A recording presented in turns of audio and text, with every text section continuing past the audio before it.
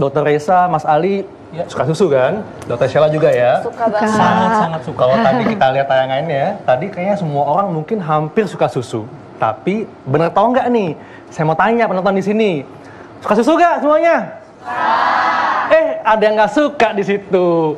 Dengan Mbak siapa nih? Yanti. Mbak Yanti. Mbak Yanti kenapa nggak suka susu? Itu takut gemuk, Dok. Wah, takut gemuk. Udah selangsung ini. Waduh. Nah, ini juga tadi katanya nggak suka susu ya? Kenapa nih? Udah gede, nggak perlu susu. Udah gede Mbak, masa sih? Saya masih imut-imut deh kayaknya. Oke.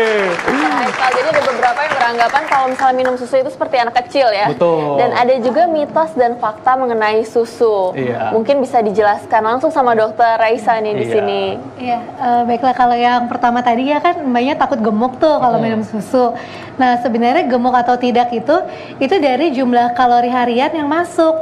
Jadi minum susu asalkan makannya tidak berlebihan itu tidak akan membuat seseorang jadi gemuk gitu. Kecuali ya kalau minum susunya kayak 2 galon sehari ya itu wajar aja lah kalau jadi gemuk. Oh gitu Dok ya. Oke, kalau susu itu hanya untuk anak-anak pada masa pertumbuhan, betul gak itu Dok? Ya itu sebenarnya nggak benar juga ya, Iya.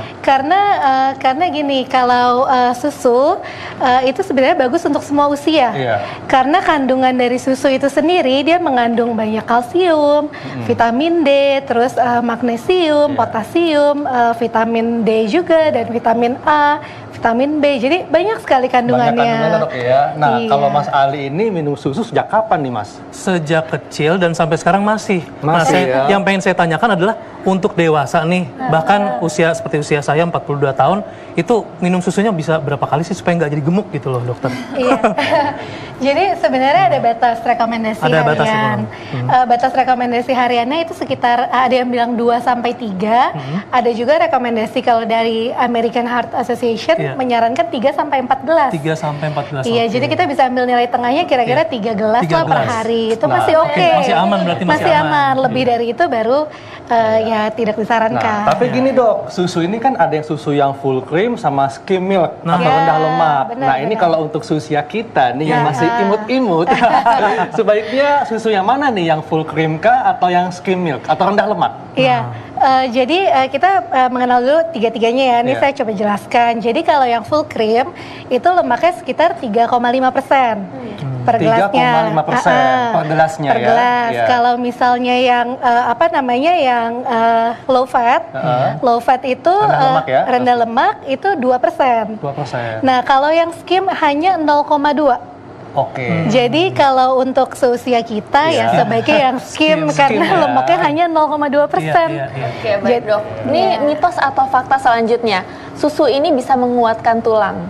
Ya, itu fakta. Karena tadi kandungan kalsium dan vitamin D di dalam susu ini sangat banyak. Iya. Dan 1 gelas susu itu sudah mengandung kalsium yang setara dengan kebutuhan energi harian kita sekitar sepertiga. Sepertiga ya. Iya, oleh karena itu tadi ada disarankan minum susu 3 gelas sehari 3 ya gelas untuk sehari, ya. memenuhi kebutuhan harian kita. Tapi Dok, apakah semua susu ini bisa mencukupi kebutuhan kalsium kita? Karena kan ada nih susu yang memang dikhususkan tinggi kalsium. Iya, kalau susu yang tinggi kalsium biasanya kita nggak perlu sampai 3 gelas.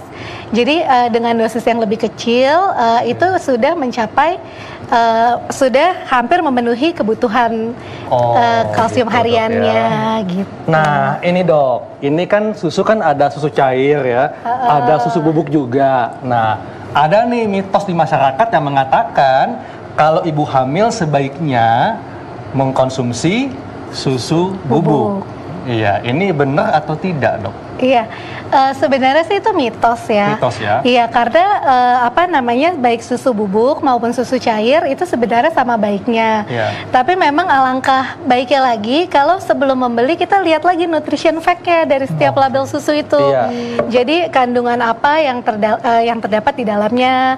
Terus lebih lengkap yang mana sih, lebih banyak yang mana sih kandungannya. Nah, Oke. itu harus Jadi kandungan dibandingkan. apa yang memang bermanfaat untuk ibu hamil? Kalau Nah, Mas Ali nih, Mas Ali kan baru punya anak nih. Istrinya Mas Ali waktu itu sukanya susu bubuk atau susu cair? Susu cair sih, lebih ke susu cair. Waktu pas hamil. Sampai sekarang masih konsumsi Tapi susu? itu sebelum hamil ya. Sesudah hamil sih biasanya konsumsi bubuk ya. Oh, oke, berarti Karena benar untuk ya. untuk menyusui gitu kan ya, untuk menjaga kandungannya seperti itu.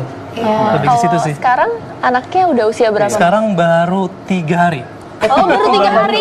Baru banget. Jadi masih ASI ya.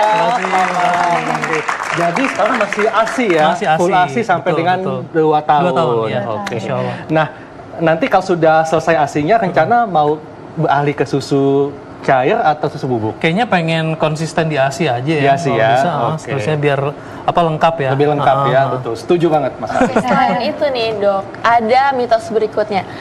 Minum susu bikin gemuk. Tadi udah sempat Iya. dibahas ya. Gitu. Nah, kemudian ada yang mengatakan bahwa hanya susu putih murni yang bagus untuk tubuh, dok. Jadi kalau yang berwarna kayak coklat, strawberry ini katanya nggak bagus. Gimana nih, dok?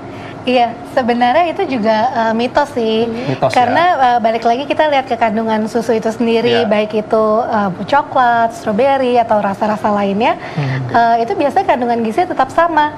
Tapi memang untuk yang ada rasanya itu biasanya ditambahkan perasa atau ditambahkan gula yang lebih banyak. Oke. Nah, bicara tentang kandungan susu, sebetulnya dalam 1 gelas susu ini ada berapa gram karbohidrat, protein, lemak secara umum, dok? Iya, jadi secara umum ya, Iya. 1 gelas gini ini sekitar 200 kalori. Iya. Kalau proteinnya 7 gram, 7 gram. lemaknya 9 gram.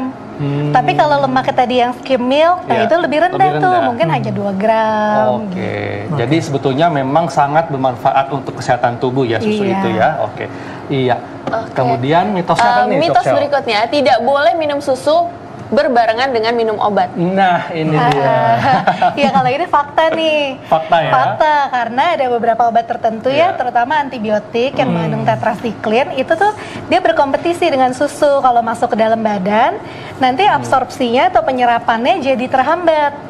Jadi khasiat iya, obatnya iya. nih nggak maksimal Iya. di dalam tubuh. Gitu. Oke, nah dok, masih balik Betul. lagi ke rasa-rasa susu nih. Saya Iya. kebetulan suka banget susu coklat, tapi saya punya mah. Dan katanya susu coklat tuh bisa menaikkan asam lambung. Bagaimana itu dok? Iya, sebenarnya sih enggak ya. Sebenarnya sifat susu itu netral, dia malah Iya. bisa menetralkan asam lambung. Jadi harusnya tidak usah khawatir. Walaupun gitu. susunya itu rasa Walaupun coklat. coklat, iya. Oke. Nah, kalau Mas Ali nggak ada masalah kan minum susu kan? Nggak bikin diare atau Enggak gimana sih, kan? selama ini sih mau entah itu stroberi atau coklat sama aja sih. Sama aja ya. Iya. Tapi emang lebih cenderung lebih suka coklat. ya. Nah, dok, sebetulnya ini ada beberapa orang yang dia memang nggak cocok dengan susu, artinya dia alergi. Iya. Nah, ini gimana dok sebaiknya? Apakah tetap mencoba mengkonsumsi susu atau menggantinya dengan yang lain? Iya, jadi memang ada beberapa orang yang itu dikatakan dengan intoleransi laktosa. Laktosa di dalam susu itu sendiri ya. Jadi efek sampingnya kalau minum tuh jadi diare, sering buang air besar, perut bergas Iya. gitu. Nah, kalau sudah ada keluhan seperti itu jangan dipaksakan. Kita bisa menggantinya dengan sumber yang lain. Oh, Jadi bisa dengan dairy produk yang lain atau dicari yang susu yang laktosa free. Oke, jadi artinya kalau susu bikin alergi ini bisa fakta juga ya? Fakta, Bisa fakta juga iya, ya? karena Oke. memang ada beberapa orang yang nggak kuat. Oh, Oke, baik mitos dok. selanjutnya nih dok. Minum susu sebelum tidur dapat membuat tidur kita menjadi lebih nyenyak. Nah, ini enak banget. Susu hangat gitu ya. Iya. Nah, Ini itu gimana? fakta sih. Fakta ya? Iya, ini Kenapa fakta. dok bisa bikin ngantuk dok? Ya karena di dalam susu dia mengandung asam amino triptofan. Nah asam amino ini nih fungsinya adalah mengeluarkan serotonin dan melatonin yang fungsinya mengatur siklus bangun tidur kita. Apalagi kalau susunya anget Iya. ya. Jadi kalau Wah, anget-anget kan nikmat ya. jadi Hot choco gitu relax. enak ya, hot choco lagi dingin-dingin hot choco gitu. Kalau relax. susu bisa bikin kita mudah tidur, artinya kalau untuk orang yang mengalami gangguan tidur, insomnia, bisa ngebantu nggak? Bisa. Bisa disarankan salah satu terapinya minum susu malam hari, susu hangat. Oh gitu, bisa Iya. ngebantu Oke. dok Iya. ya. Oke, mitos atau fakta selanjutnya nih dok. Susu bisa menggantikan makanan pokok yang biasa dimakan setiap hari. Makanan Nah. rutin. Iya. Iya. Nah ini biasanya nih dok ya, Mas Ali juga ya. Ibu-ibu ini nggak mau pusing. Kalau anaknya sulit makan, kasih susu. Jadi Iya. kesannya susu ini bisa mengganti makanan. Ini sebetulnya mitos atau fakta dok? Sebenarnya sih mitos. Mitos ya? Iya, karena susu biar walaupun kandungan gizinya segala bagus ya, tapi sifatnya ini hanya pelengkap. Jadi kita tetap disarankan makan makanan utama yang Iya. mengandung karbohidrat, protein, lemak, dan bentuknya pun makanan padat. Oke. Gitu. Kalau anak ya, anak sih tergantung usia anaknya ya. Tapi Oke. memang sebaiknya kalau anak yang susah makan itu sebaiknya tetap dilatih Supaya biar- mengenal, melatih, mengunyah, Ya, mengenal tekstur makanan benar. dok ya, seperti itu. Waduh, luar biasa sekali ya.